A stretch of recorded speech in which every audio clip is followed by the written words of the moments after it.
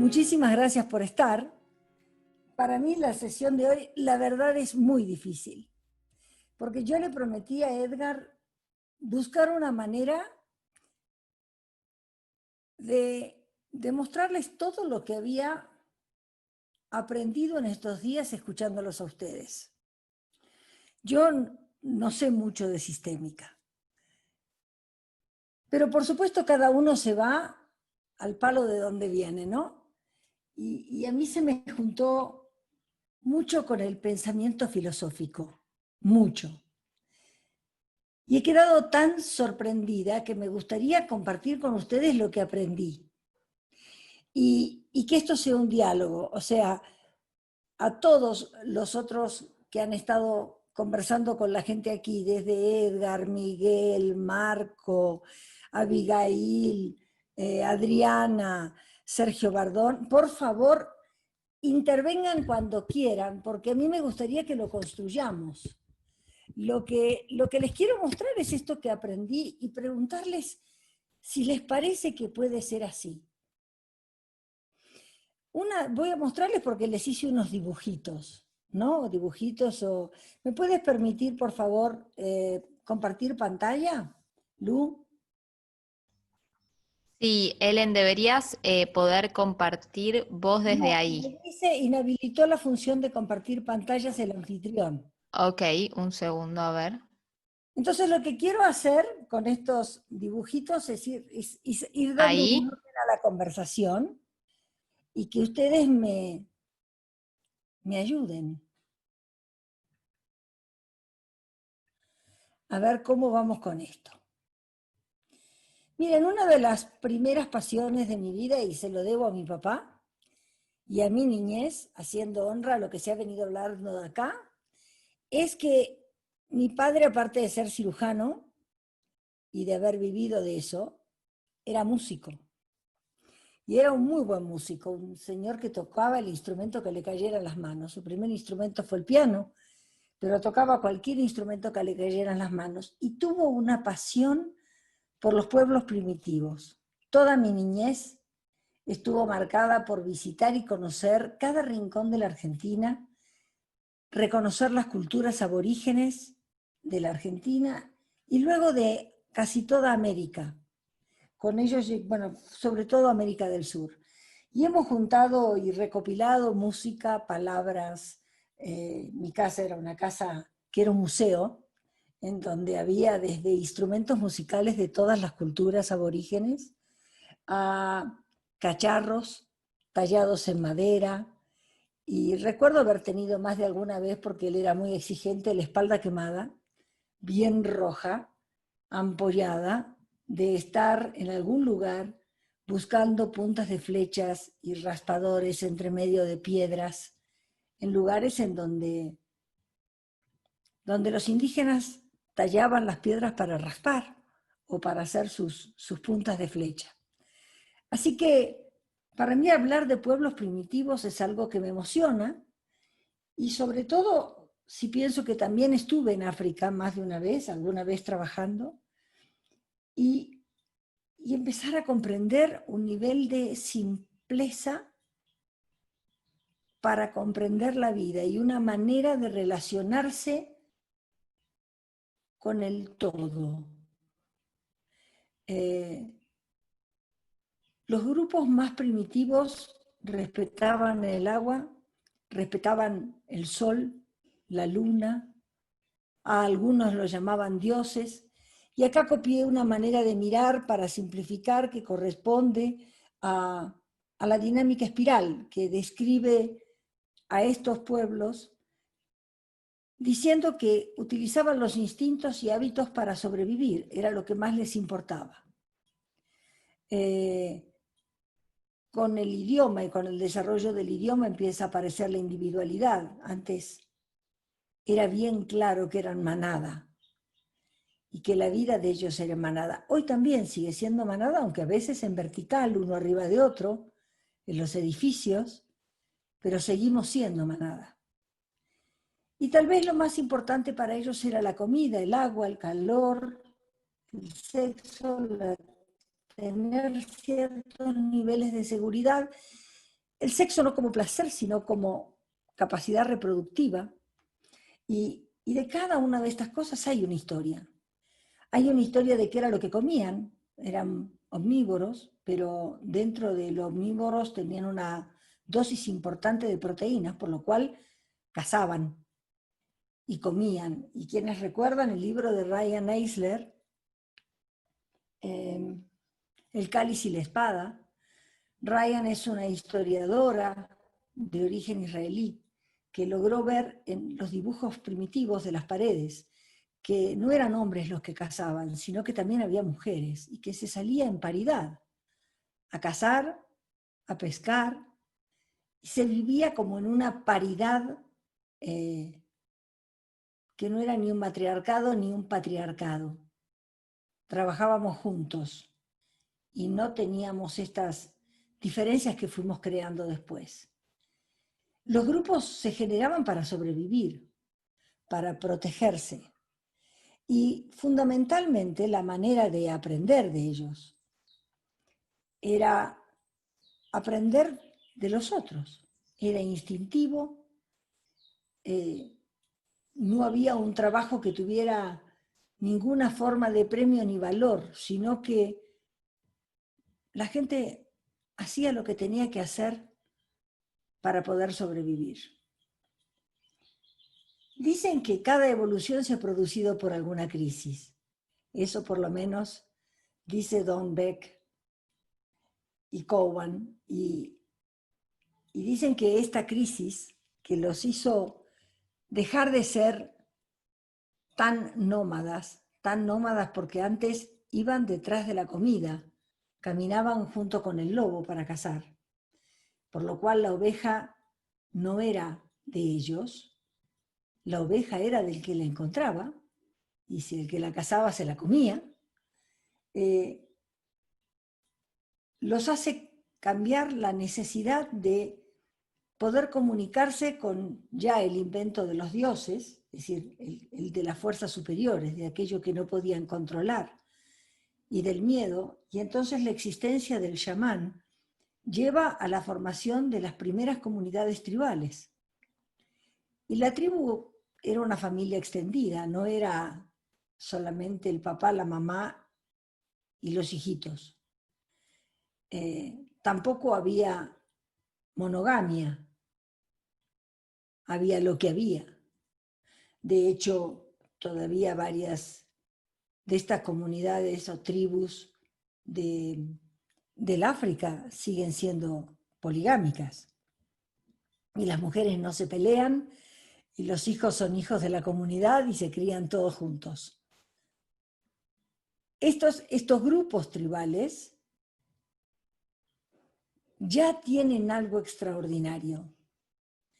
Saben que se encontraron, por ejemplo, piedrecitas talladas con la cara de algo. Y las encontraron en algunas cuevas en donde esa piedra no existía, por lo cual la trajeron de un sitio a otro. Apareció la idea del amuleto, apareció la idea de la representación de una fuerza. Pero el mayor valor alrededor del cual se han centrado las tribus es en el valor de los ancestros, en el profundo respeto por los mayores y en la veneración de los ancestros. Y la veneración porque ellos supieron más en su momento y porque de ahí venían.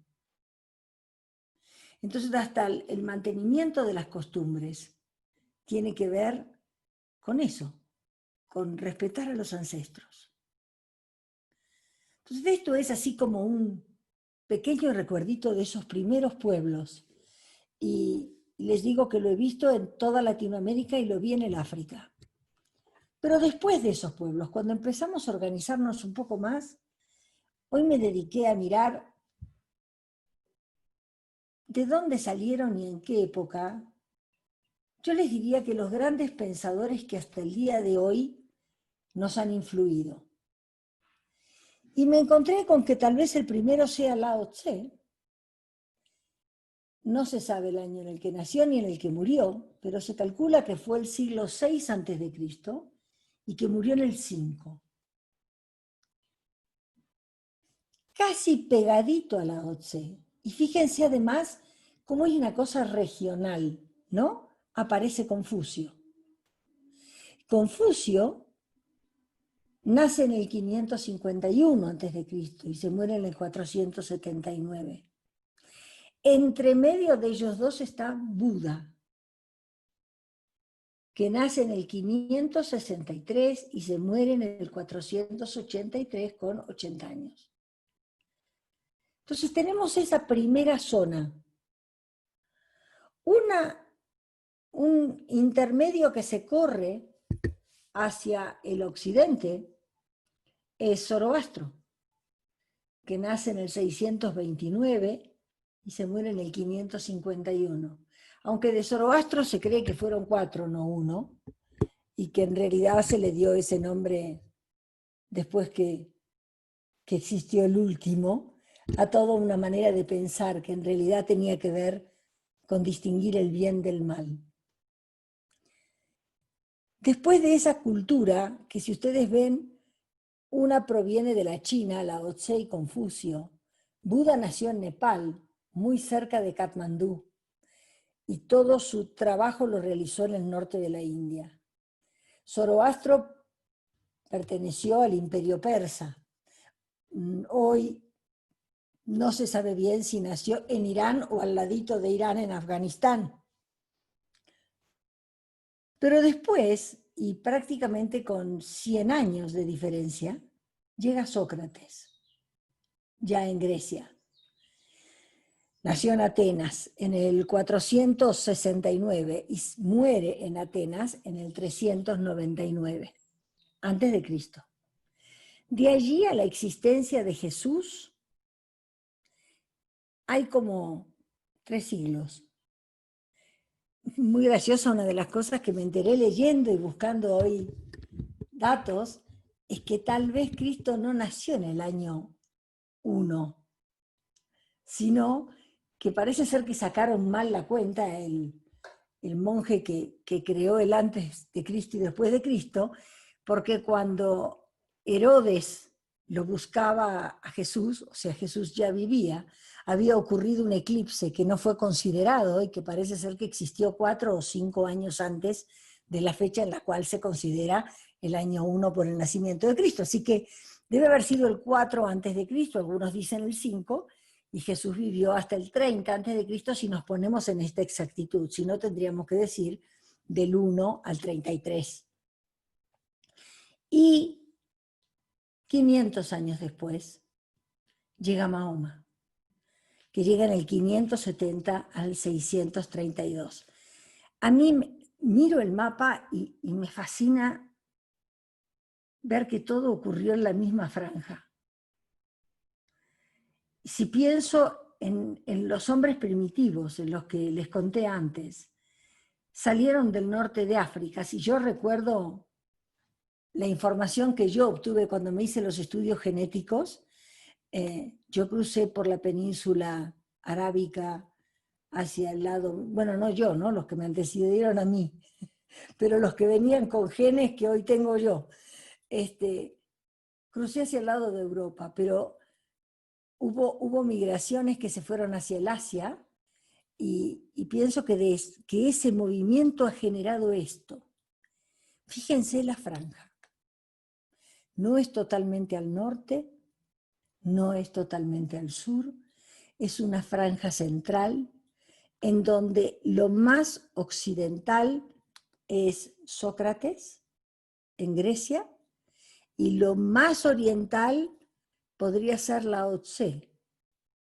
Creo que se llama Liu Fu el lugar en donde nació. Parece que ese hubiera sido el corredor del mundo. La 9 de julio de la Argentina, la avenida Reforma en México, el lugar por donde todos pasaron, el lugar en donde todos se conocieron. Ahora, ¿cómo progresó la manera de mirar el mundo desde esos pueblos primitivos. Si los ponemos en una línea de tiempo, la cosa queda así. Fíjense, de Lao Tse o Lao Tzu, que en realidad no es el nombre, no me lo sé, pero Lao Tzu creo que quiere decir algo así como viejo sabio. Lao Tzu montaba siempre un buey de ojos azules, ¿no? Zoroastro, que es persa, esta es una imagen obviamente dibujada, vestido de persa. Buda, Confucio, fíjense la cercanía en el tiempo que tienen. Un poquitín más lejos, ya cuando se estaba muriendo Confucio, nace Sócrates. De Sócrates pasamos a Jesús, que es donde les digo que está el salto en los años, de allí a Mahoma, y Mahoma coincide con la Edad Media, porque Mahoma muere en el 632 después de Cristo, y la Edad Media empieza en el 476 y termina en 1492 o en la caída de Constantinopla, de acuerdo al dato que quieran tomar, 1468. De ahí viene la Edad Moderna, de 1492 a 1786, y luego la Edad Contemporánea, que todavía no declararon cuándo se terminó, pero sí ya está funcionando otra, que es la postmoderna, que tampoco se sabe cuándo se inició, ¿no es cierto? Pero ustedes saben que como siempre la historia la contamos tarde, es el cuento que nos contamos. Evidentemente todavía alguien no se atrevió a poner el punto y aparte con la edad contemporánea y ponerle ya el título de posmodernismo a la otra. Todos estos sabios, me gustaría que viéramos qué tenían en común en su manera de pensar. ¿Estoy muy aburrida? ¿Me avisan? ¿Preguntas? Adelante, adelante, de ninguna manera. Estás llegando al punto. Adelante. Y si me pongo aburrida, avisen. Se los pido por favor. ¿Está? ¿Qué dijo Lao Tse? El señor que iba en el buey de ojos azules.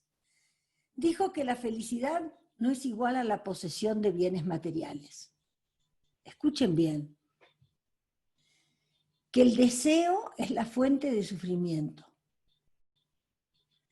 Que la sabiduría está en ver las cosas tal cual son, con sus lados buenos, malos y regulares. Dijo también ver al amor como una herramienta para crecer y distinguió que era hermoso ser amado porque era ser reconocido por otro, pero mucho más hermoso era amar, porque allí también el regalo era para nosotros.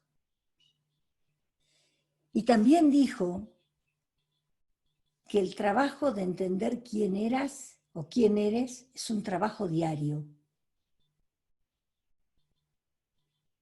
Lao Tse, ¿escucharon bien? Siglo VI antes de Cristo. Vimos que Lao Tse y Buda tuvieron una parte en coexistencia, aunque con bastante distancia. Buda nació en Nepal y cuando dejó a su familia rica y se fue a trabajar, dejó todas sus posesiones y se fue con los pobres, se fue al norte de la India. Ustedes saben que su primer gran sermón lo dio cerca de Varanasi, de Benarés. Y Buda dijo, la vida es sufrimiento. Y el sufrimiento aparece porque deseas y porque no sabes, por la ignorancia. El sufrimiento se puede superar si dejas de desear. Y habló de un noble camino óctuple que era ser moral. Yo creo que ahí ser moral y ser ético sería la traducción correcta, dado que lo moral pertenece a la cultura y lo ético pertenece a los valores. Ser consciente de tus pensamientos y actos. Y yo les diría que no es de los pensamientos con los que fácilmente hablamos con los otros, sino de los pensamientos que manejan nuestra vida. Los pensamientos que funcionan en automático. Y sobre todo, dado lo que hoy sé, que también tengo mis dudas, yo les diría que ni siquiera son nuestros, que está hablando de los pensamientos de la mente, de los pensamientos culturales, y para mí la mente no está acá ni está acá, está como por acá y por acá. No es mía. Y habló de la compasión, y habló de mirar a los otros con compasión. Saben que Buda, y lo vimos en el mapita anterior, tiene algunos años pegaditos a Confucio. Confucio nació un poco más al sur que él. Y Confucio nació de una familia de gente culta, pero su padre murió cuando tenía 3 años. Pasaron a una miseria muy grande, pero sí fue muy bien educado, y su madre murió cuando él tenía 17. Y Confucio quedó con un gran apego y respeto a los ancestros. Él dijo que uno no puede vivir la vida sin agradecer a los que la cursaron antes, a los que nos dieron origen, y que a ese mayor hay que reconocerlo y venerarlo, darle el lugar. Confucio además existió en una China dividida, en una China que vivía en guerra constante por cualquier cosa. La historia era conquistar territorios. Y él trabajó y llegó a ser ministro de Educación.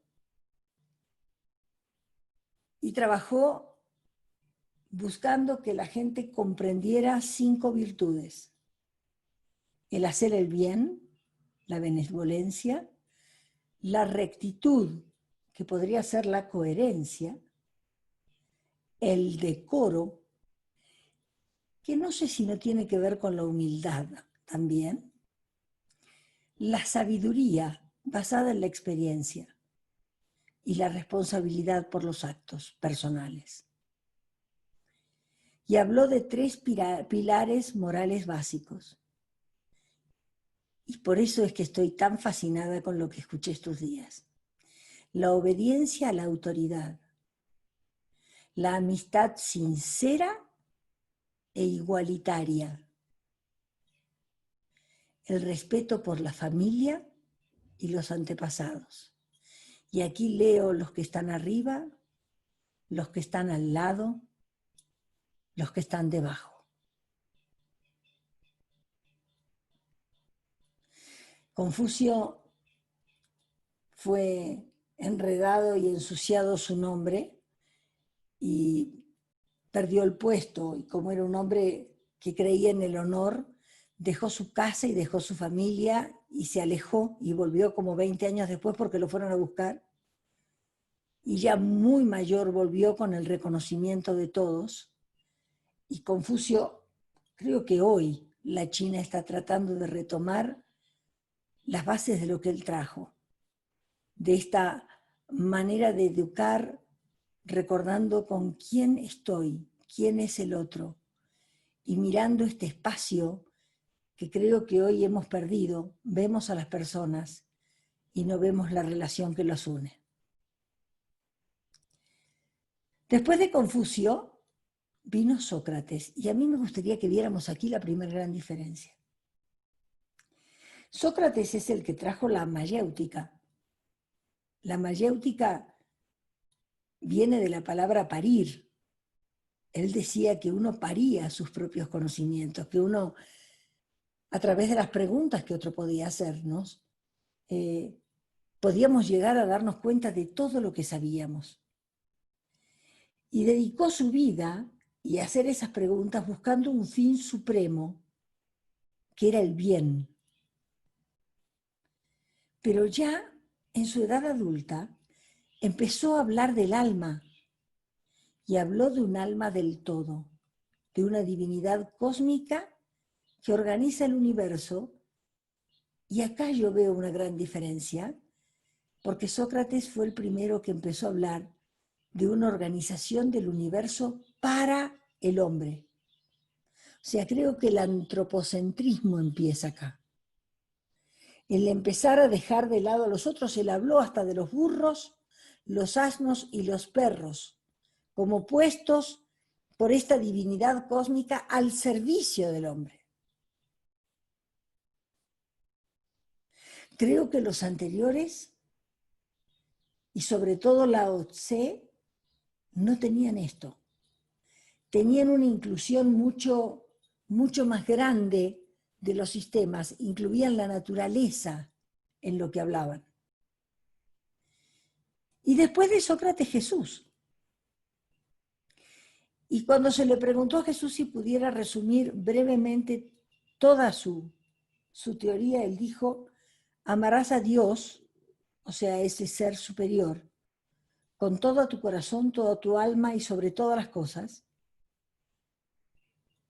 y amarás al prójimo, o sea, a tu próximo, como a ti mismo. Volvemos al antropocentrismo y volvemos a un lugar común, que es el lugar relacional, que es el cuidado por el otro. Detrás de Jesús, Mahoma reconoce desde Abraham a Jesús como profetas anteriores a él, y ya entramos en la Edad Media, en donde aparecen personajes como Santo Tomás de Aquino o San Agustín, que ya empiezan a hablar de otra cosa. Ya empiezan a hablar de la relación entre la fe y la razón, entre el creer ciegamente y el pensar, entre la existencia y la naturaleza de Dios. Cuando le preguntaron a San Agustín qué era el tiempo, dijo que era un invento de Dios. Empezaron a hablar sobre el mal y el bien, el problema de la compatibilidad entre un Dios que está en todos lados y que todo lo puede y todo lo sabe, con la libertad humana, el libre albedrío para elegir. Empezaron a hablar de causalidad, empezaron a hablar de límites del conocimiento, se habló de la lógica, de la cual había hablado Aristóteles, y de el poder separar la individuación de sustancias divisibles e indivisibles. Como ven, la conversación se nos fue para otro lado. Y detrás de eso, entramos en la edad moderna, una edad en donde la implicación intelectual toma todo el valor, aparece la revolución científica y, bueno, ¿qué decirles? Desde el racionalismo, del pienso, luego existo, de Descartes hasta Baruch Spinoza, al empirismo, que solo se puede conocer si uno lo experimenta, y ahí entran Bacon, Berkeley, Hume, Smith. Y luego el idealismo trascendental, que habla de que todos los acontecimientos con los fines esenciales a los que tiende la razón humana, totalmente antropocéntrico y creo que más de una vez individual.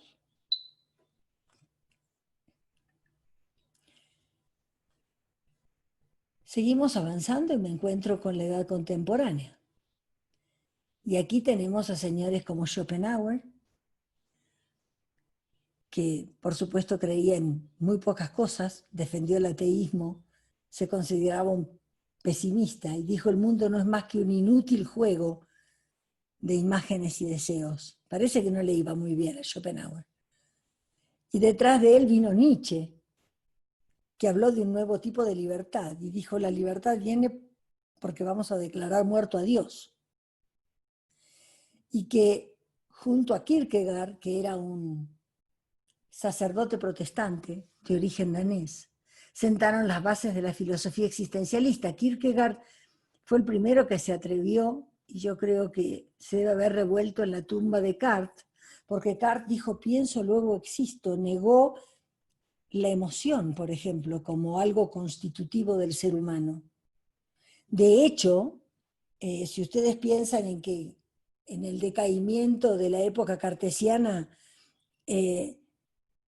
aparece Freud, Freud empieza a decir que la histeria es una enfermedad de las mujeres, que se manifiesta en el llanto, en la protesta, en la angustia, pero empieza a traer el tema humano de la emoción. Claro que no la trae como algo normal, lo trae como enfermedades que él describe. Pero Kierkegaard dijo, al hombre lo mueven sus pasiones. Y no temió por su vida al decirlo. Y pasamos por Engels, Husserl, que trae toda la parte de la fenomenología trascendental, y caemos en un ser que yo amo, y por eso perdónenme de estos dos, todos estos le puse la foto a Heidegger, y porque yo admiro a Heidegger en algunos aspectos, no en todos sus aspectos humanos.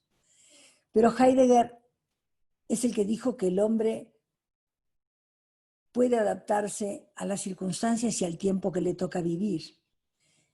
Por eso es que el hombre está haciendo y por eso es que el hombre puede cambiar y el hombre puede aprender. Y es la base de todo lo que estamos viviendo hoy. Pero también Heidegger dijo en los finales de su vida, los seres humanos ya le cambiaron el sentido a la palabra cultivar, porque en realidad lo que hacen es emplazar y destruir la naturaleza para sacar lo que necesitan para sí mismos y nada más.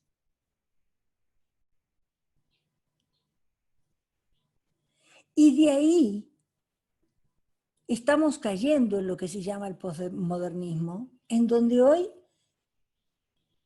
dudamos de todo, o por lo menos eso hacen los postmodernistas.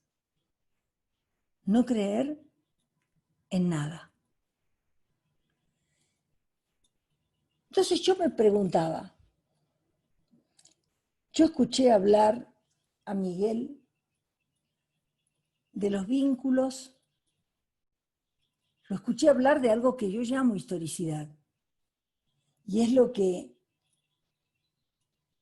arrastro aprendido no solo de mis padres, sino de mis abuelos, de mis bisabuelos, y que en algún lugar también deben venir los dolores. Lo escuché a Edgar hablar de que a veces hay dolores que no son nuestros y que los vivimos en esta vida como para ver si aprendemos y purgamos lo no aprendido en la historia. Escuché hablar de educación y escuché hablar de una manera de educar en la cual ser un poco más responsables de cuánto es lo que queremos entrenar, como si entrenáramos a un perrito en nuestra propia cultura, y cuánto estamos dispuestos a escuchar lo que trae ese alma para dar en el mundo, que es bastante distinto a lo que yo he escuchado de la educación que viene impulsada desde el cartesianismo y que nos permitió crecer hasta acá. También escuché hablar del amor. Y escuché hablar de un amor que tiene que ver con un profundo respeto hacia el otro y en donde cada uno tiene toda una vida para hacerse cargo de lo que trae y pone en la relación. Esto como si nos sentamos a comer dos y no somos dos, somos dos ejércitos. Esto escuché. Y escuché también que las empresas, y sobre todo las familiares, no solamente trabajan por dinero, que hay otra cantidad de historias que se juegan con tanto valor como el dinero y que forman parte del DNA. Y me pregunto, ¿qué nos pasó? Los 200, 300, 400 que estuvieron por acá dando vueltas, ¿estamos locos? Porque de todo esto nos fuimos y nos vinimos al principio. Estamos volviendo a las creencias de Lao Tse. Estamos volviendo, y ni les digo ahora que estamos con el COVID, a las enseñanzas de Buda y el sufrimiento. Y estamos volviendo a Confucio hablando de los niveles y de los órdenes.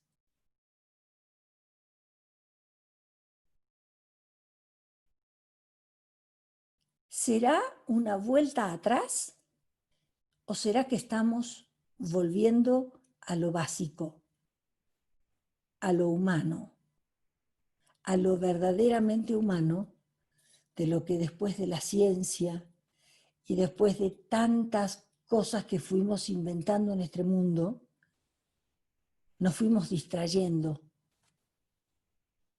y nos perdimos? Elena, Sí, hilvanaste tan bien la historia que tiene tanto sentido, y es como una piedra sobre la otra, ¿no? Es como armar una casa. Uno empieza siempre por el piso, no puede empezar a hacer una casa por el techo. No se puede empezar por el final, hay que empezar por el principio, y el principio siempre está abajo, que es lo que nos sostiene a todos. Eh, yo tengo la misma sensación que vos, me hago la misma pregunta: ¿qué nos pasó? ¿Cuándo nos perdimos? ¿Cómo puede ser que hace tantos años antes de Cristo el hombre podía ser capaz de hacer cosas bellas, además de hacer cosas útiles? Adriana es profesora de historia, y siempre me apasionó poder hacer este recorrido que hiciste recién.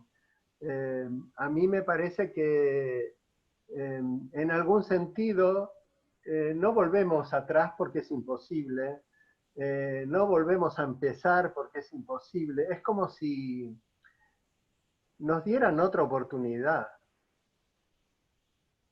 sí. Por ahí van muchísimos los comentarios, Miguel. Por ahí van muchísimos de los comentarios. Comentarios como la vuelta al origen. Elena, ¿cómo crees que será el accionar desde esta vuelta al origen? Otro es si estamos volviendo a nuestros orígenes, aquellas enseñanzas. Es interesante esto, por eso lo traigo. ¿Estamos evolucionando o involucionando? Esa, la mente plantea la dualidad, ¿no? Como que tal vez volver al origen pueda ser una involución. ¿Qué te merece comentar, Elena, para eso? ¿Qué queda con lo ya aprendido, no?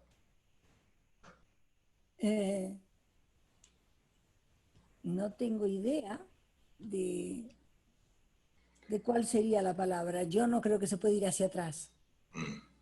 Lo que sí creo es que a veces podemos generar caminos que en algún momento nos parecen hermosos y que después se nos van cerrando. Y, y creo que nos hemos olvidado de lo más básico y trascendental que tenemos como humanos. Sí, a mí esto me recuerda a la metáfora del camello, ¿no? Del león y luego del niño, ¿no? Empezamos con mucha sobrecarga, se la atribuyen a Nietzsche, se la atribuyen, ¿no? Hay muchas atribuciones de esta metáfora, pero cómo empezamos cargando como camellos, luego peleando como leones y después volver al niño. Y para mí llegar al niño sin ingenuidad, ¿no? Habiendo aprendido todo lo previo y volver a esa fuente, me parece que es una bella imagen de cómo volver a lo sencillo y a lo esencial es una forma de evolución, ¿no? Esa es mi mirada. No sé si estará pudiendo entrar, hay muchos comentarios hermosos, hermosos, gracias, el viaje de la humanidad, pegando la vuelta, llevando lo aprendido. Creo que ya no importa cuándo nos perdimos, es fundamental que esta es otra oportunidad, claro, el aquí y ahora. Um, Quiero retomar para ver si encuentro rápido una respuesta y me quedo tranquilo. Quiero retomar para hacerme alguna otra pregunta que tal vez hoy no me pueda llevar la respuesta. pero que también me pueda llevar a aterrizar en otro sitio. ¿Creen que estamos viviendo en una época del yo o una época del nosotros? ¿Y qué miraríamos para saber si es una época de valoración del yo o una época para valoración del nosotros? ¿Qué mirarían? Hola, ¿cómo estás? Bueno, muchas gracias. La verdad que estuve presente en todos los encuentros y son maravillosos, un verdadero regalo. Lo que pensaba Elena, y todo es lo siguiente. Yo soy ingeniera agrónoma, y el origen de las especies botánicas es Abisinia, Etiopía. La mayor cantidad de especies botánicas son de ahí. Es el origen del hombre, de las especies. De ahí sale el hombre, casualmente, por esa gran abundancia y esa gran cosa que había en ese lugar. Y yo lo que pensé es justamente, salir de ahí es como salir del útero materno, hacer un recorrido por la vida personal y el hombre, y volver. Cuando me pierdo, vuelvo. Así que me abrió este pensamiento y esta cosa tan magnífica de decir, bueno, a veces me pierdo. Y el origen del mundo, yo lo asimilé con el útero materno, realmente. Y sabes que, bueno, Abisinia está en Etiopía, ¿no? Claro, Abisinia es hoy Etiopía. Y eso, y Es el mucho de, África, claro, exacto, y mucho de lo que África Occidental. estamos viendo, muchos de esos grandes pensadores también, y cuando vos nombraste que tus ancestros hicieron ese recorrido, porque fue el recorrido de la humanidad, ¿Sí? y de la botánica y de la flora. Así que, muchísimas gracias. El cómo volvemos ahora al útero, es lo que creo que estamos invitados a protagonizar. Por lo menos a reconocerlo, ¿no? Tal cual. Muchísimas gracias, hermoso. Gracias, gracias, Débora, por lo que trajiste. No, muchas gracias a ustedes por esta oportunidad. Muy, muy agradecida de verdad. Gracias por estar, Débora. Y a todos. ¿Alguien más le gustaría compartir, Ellen? No sé. Que nos quiera compartir. Eugenia Audicio. Eugenia, vamos, Córdoba. Eugenia, Córdoba, a ver. adelante, Eugenia. Recién cuando habló Débora, ¿verdad? Sí. Sí. Me hizo pensar al ritual de honrar a la madre, ¿no? Que si no podemos honrar a la madre, no podemos tomar la vida. Y tal vez todo este recorrido hecho por los seres humanos, de alguna forma nos trae, con todas las aventuras y con todos los desencuentros y con todo lo que creamos, nos trae a este punto de vuelta, a decir, ¿realmente estamos ahora dispuestos a tomar la vida, a volver a la madre? Así que bueno, me quedo con esas preguntas que me parecen maravillosas. Gracias. No, gracias a ti, por favor. ¿Alguien más? Perdón, soy la mamá de Agustín. Estoy hablando desde la máquina de mi hijo. Ah, bueno. Tengo el pelo corto y con esto que se ve mal puedo parecer varón, pero ¿Cómo no, es tu no, nombre? soy la mamá. ¿Cómo es tu Sandra, nombre? mi nombre es Sandra. Sandra, oye, la verdad es que hablando de la madre y de volver a la madre, me parece, Miguel y todo, muy fenomenológico esto. Es muy fenomenológico. Que hayamos abierto a Agustín, pero quien hable sea la madre. Vamos, Sandra. Bueno, acá yo tuve la gran suerte de en un momento toparme con una amiga que me recomendó el instituto, el ICP, y hice un taller de 4 meses, el taller vivencial. Entonces, cada momento que tengo me incorporo en las charlas. Y el punto mío es, a partir de todo este recorrido que hiciste, Elena, muchas gracias. Yo no te tenía de vista de los afiches, no había tenido la oportunidad de escucharte y realmente es muy tranquilizador escuchar a una persona que viene a sumar y que se toma el tiempo de buscar cosas para incorporarnos cosas que nos ayuden a crecer. Te agradezco muchísimo.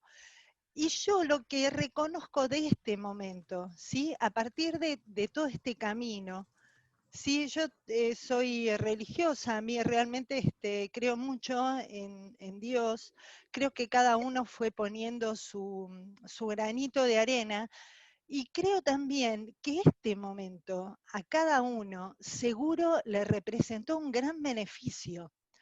Yo trabajo en una empresa grande, una empresa importante, entonces todos, el 17 de marzo, todos disparamos a nuestras casas con la supercomputadora, con los super elementos de conexión.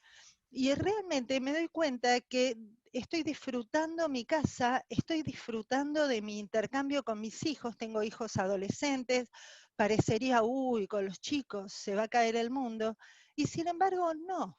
Fue tan positiva toda esta experiencia. Ahora nos cuidamos mucho, ¿sí? Cada uno tiene sus dolencias. Tengo una persona a la que asisto con un problema de salud mental. Entonces, es como que estamos cuidándonos por demás. Pero me parece que este momento como que nos reubica y nos hace realmente tomar conciencia de qué somos. Somos seres humanos al servicio de otros seres humanos. Y eso, sin ninguna duda, nos retroalimenta. No hay otra forma. Es como que, por ejemplo, uno dice, uy, pero ¿qué hacemos encerrados en casa? Es fantástico estar en la casa. Te das cuenta que conectás con los otros. Ves a los que no ves en todo el día. Justamente, trabajás, estás creciendo desde muchos lugares para brindarles un montón de cosas y no los ves. Y ahora que tenés la oportunidad de verlos, también es importante ver todo lo que uno ha sembrado y cómo va recogiendo esos frutos y cómo va ajustando, porque es un tiempo que tenemos que permanecer. Y lo que también me doy cuenta que ninguno confronta, que no hay cosas tan graves. Cuando antes que estábamos afuera, sí, de repente se caía un lápiz, sí, tiraste el lápiz, mirá, ¿qué hiciste con todo esto? Y hoy día no tenemos esa confrontación. Se cayó el lápiz, ah, bueno, toma. Ya no hay ese tipo de confrontación que antes, estando a lo mejor más ausentes, porque no había forma, cada uno tenía que ocuparse de lo suyo, se confrontaba. Y ahora estamos todos como cuidando eso que tenemos, a la madre, al padre, al hijo, ¿no? Me parece que estamos en un momento fantástico. Y este recorrido que haces, es cierto, nos trae, nos devuelve esa humanidad que siempre tuvimos, pero que a partir de este momento como que se revela. Gracias, Elena, muchas gracias.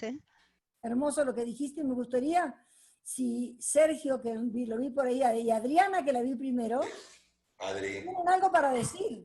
Vamos, claro, Adri. Estamos ahí, ¿se escucha? Porque no tenía el micrófono. Perfecto. Bien, bien, se escucha bien.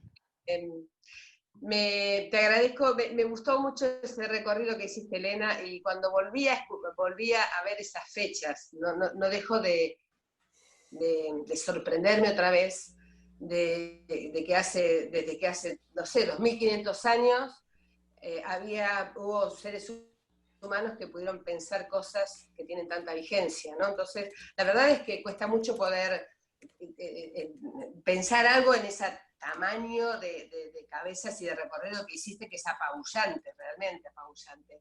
Ahora, lo que por ahí pensaba, digo, bueno, tal vez nosotros somos hijos de Occidente, vos en un momento mencionaste a Descartes y a Spinoza.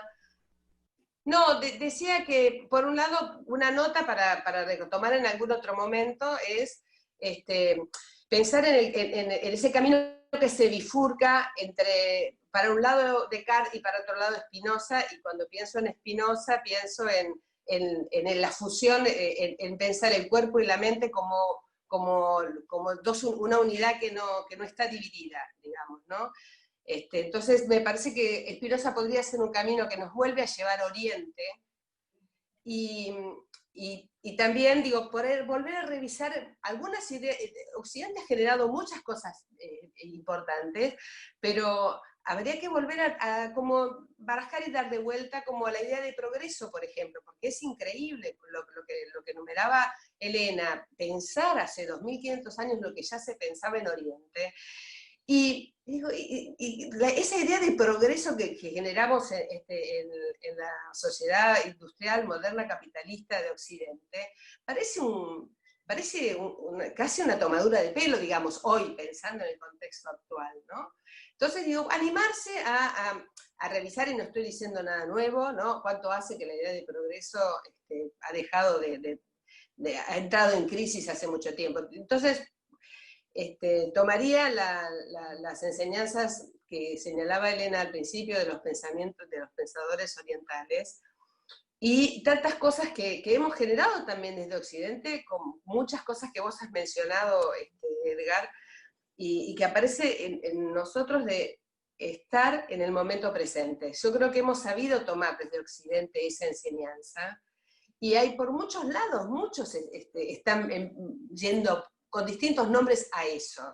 ¿Qué quiere decir estar en el momento presente? Es despojarse, poder como sacarte capas de ideas y mirar nuevamente lo que tenemos a nuestro alrededor. Y el contexto de pandemia y de parálisis mundial es una oportunidad para eso, es una ventana para eso, ¿no? Para volver a decir, ¿y cómo era? ¿Qué veníamos pensando? ¿Qué estábamos creyendo? ¿No? ¿Cómo era eso?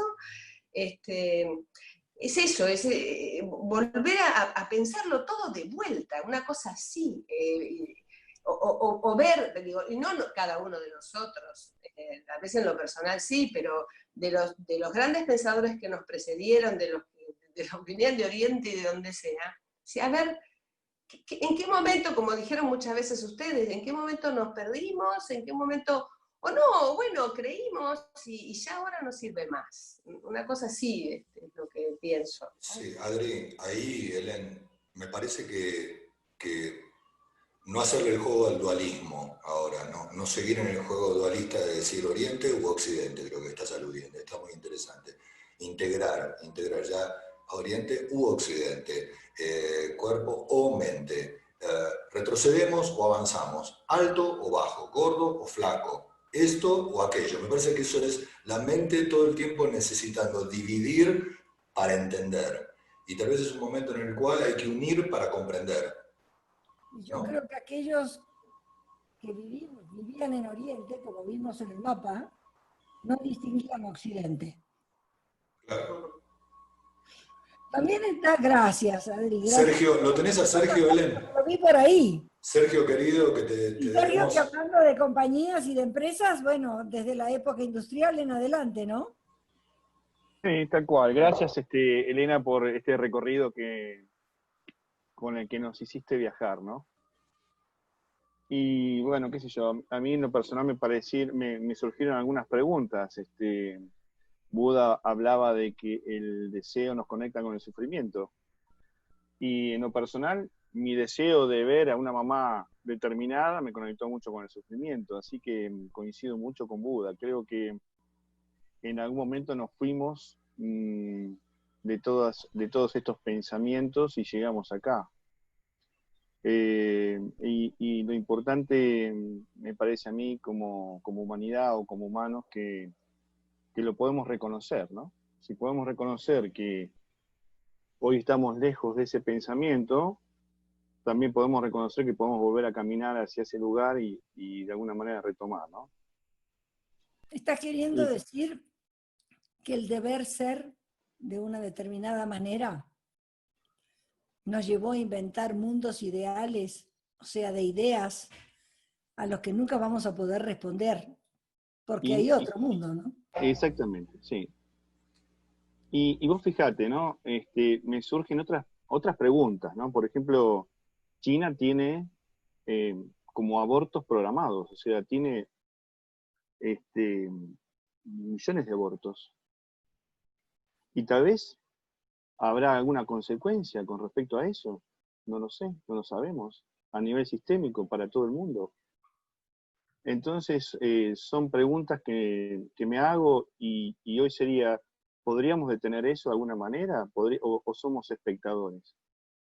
Entonces, ¿desde qué conciencia lo estamos mirando? Si es de la conciencia personal, ¿cómo es eso a nivel sistémico, ¿no? Entonces, creo que de alguna manera el hombre vuelve o debería volver a integrar la filosofía de la que también Bert Hellinger era muy partidario, ¿no? Él trajo mucha filosofía en todas sus enseñanzas. Y también creo que nunca es tarde, que siempre hay un buen momento para retomar y esto tal vez sea un momento para nosotros ahora. Y en ese sentido celebro que estemos todos aquí hablando de esto, ¿no? Y que nos demos cuenta y que estamos vivos y que podemos proponer y que podemos invitar y que podemos encender otros corazones. Así que tal vez pensar en empresas también con otra filosofía o con la filosofía que alguna vez tuvieran, que sean buenas para todos, ¿no? Y bueno, y yo creo en eso, ¿no? Yo creo en eso. Y también repensar conversaciones, Sergio. Sí. Hoy yo creo que la economía es una conversación. Si no, tráigame la economía acá para que yo converse con ella. O sea, no existe más que una conversación. Y si me hablan de los mercados, también viven en una conversación. Sí, esa es una conversación que no le podemos adjudicar a que Dios la inventó, la inventamos los hombres. Exactamente. Y entonces hoy parece ser que la conversación de la economía va en contra de la salud de los hombres. O sea, ¿qué nos pasó, no? ¿A dónde nos fuimos? ¿Qué nos pasó? Sí, tal cual. Tal vez hay que volver a repensar la economía, hay que volver a repensar quiénes somos, esto de que todos los días tenemos que pensar quiénes somos, me parece que vuelve a tomar una fuerza importante, ¿no? Yo estoy de acuerdo con usted en eso, sí. Hay una relación... Tenemos que volver a pensarnos como humanos. Sí, quiero meter este bocadillo, les pido perdón, por plantear repensarnos y resentirnos, pero no resentirnos por enojarnos, por resentimiento, sino volver a sentirnos, volver a conectarnos, porque creo que una de las cosas que nos hizo perder el camino fue tanto monto de pensamiento, tantas capas de pensamiento sobre pensamiento, racionalización sobre racionalización, y un día nos miramos y dijimos, ¿dónde estamos? Y no porque el pensamiento sea malo, sino porque pareciera que el caballo se transformó en jinete, como dicen algunas de estas tradiciones. Cuando la herramienta, lo que tiene que servir para coordinar acciones, lo que tiene que servir para lo operativo, se adueñó de nuestro ser, se confundió y creyó que era el ser final, se armó un gran lío, yo creo. Y a propósito de eso, lo que quiero compartirles es algo que conversamos mucho con Elena, es nuestra relación con el tiempo.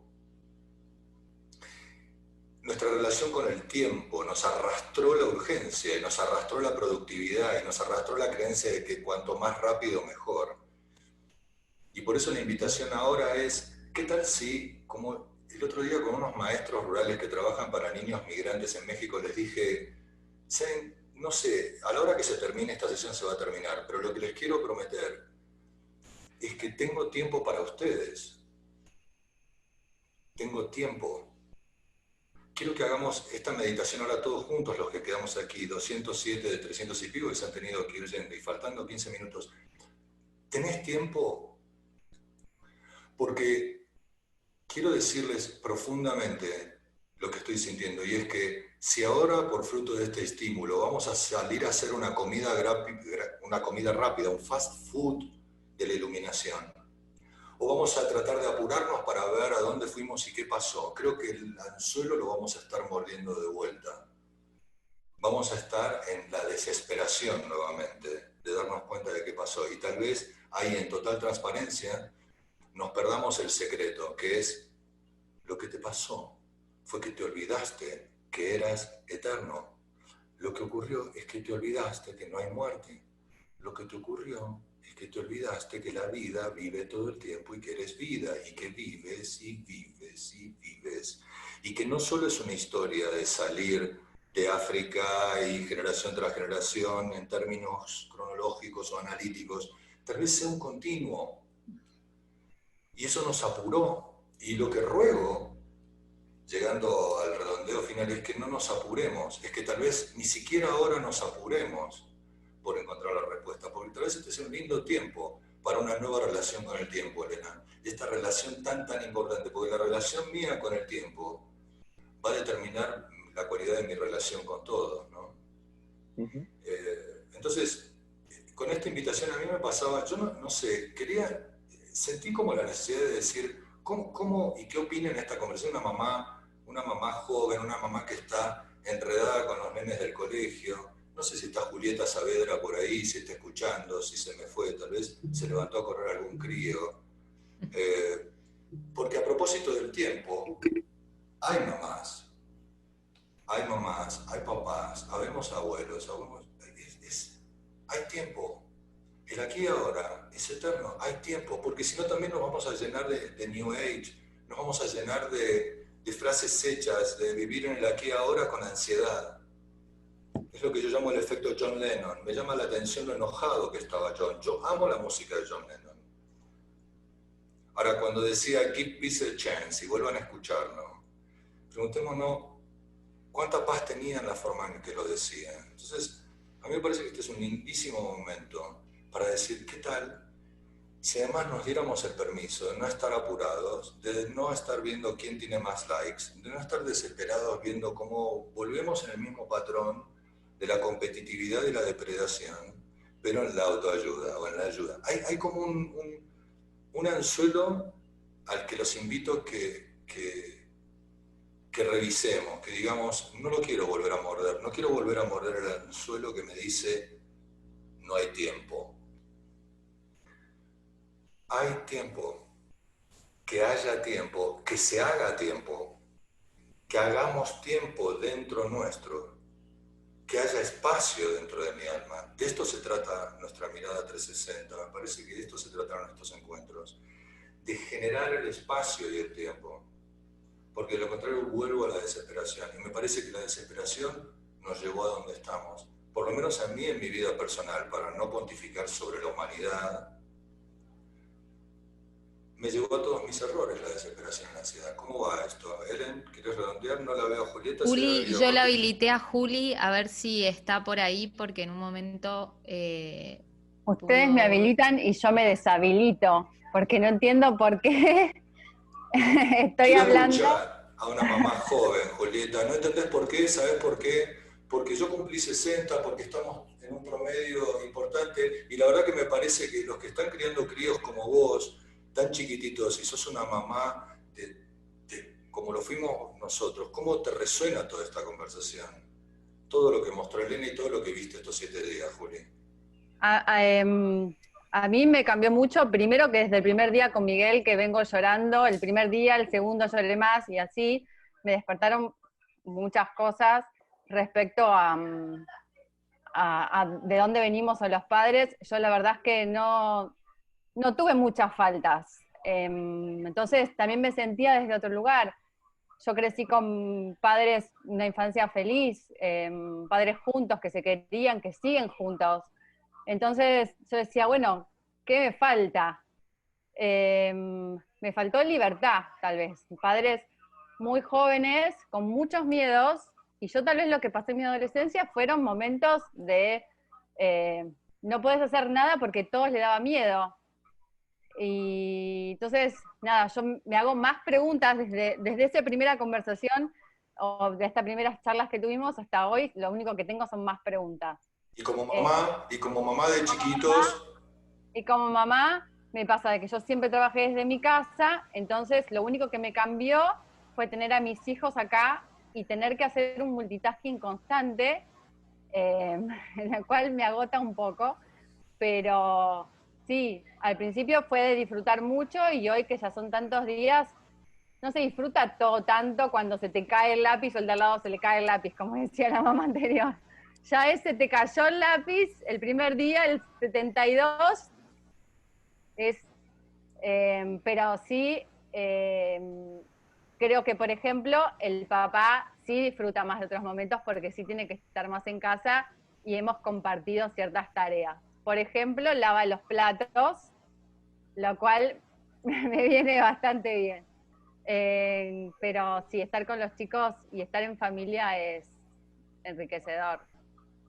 Tal vez como la lámina que mostraba Elena al principio de la tribu, todo sea más simple, ¿no, Juli? Tal vez este ejemplo que estás dando, después de toda esta vuelta sistémica, filosófica, holística, de los 7 días que de alguna manera resume Elena, tal vez en ese primer chart, en esa primera imagen que puso Elena, el volver a la fuente no sea volver a la barbarie. Tal vez a la barbarie nos fuimos por una manera de vivir, ¿no? Totalmente, Ahora que tenés a tu marido, que qué edad tiene, que estás asombrada porque lava los platos, creo que tal vez esa sea la iluminación, ¿no? Se ríe Luca. Él hace 72 días que lava los platos, entonces dice, no quiero lavar más platos. Y yo digo, yo tengo 42, estoy casada hace 25, o sea, y él se queja por los 72 días, o sea, no va. Hay un proverbio zen que saben que es una línea budista muy tradicional de Japón. El budismo zen es la última expresión de toda la vuelta de Buda por Oriente, de sucesores de Buda, del budismo, que llega a Japón. Y dice que la clave de la iluminación es, cuando tengo sueño duermo, cuando tengo hambre como. ¿No? Otro también dice, ¿qué es la iluminación? Y dice, chopping wood en inglés, es cortar madera, ¿no? ¿Qué es la iluminación? Cortar madera, chopping wood, ¿no? And carrying water en inglés, chopping wood and carrying water, cortar madera y transportar agua.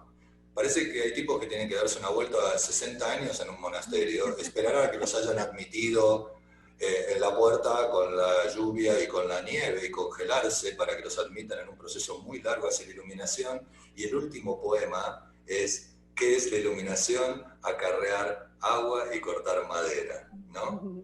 Dormir cuando tienes sueño y comer cuando tienes hambre. Así que la verdad que un homenaje, Ellen, un homenaje a las mamás jóvenes y a los papás jóvenes. Bueno, y ahí mucho para aprender. Una de las cosas que me di cuenta ahora con la pandemia, me había dado ya cuenta cuando mis hijos se fueron de casa. Mi casa siempre fue una casa muy llena de gente, de hijos, de amigos de los hijos, ¿no?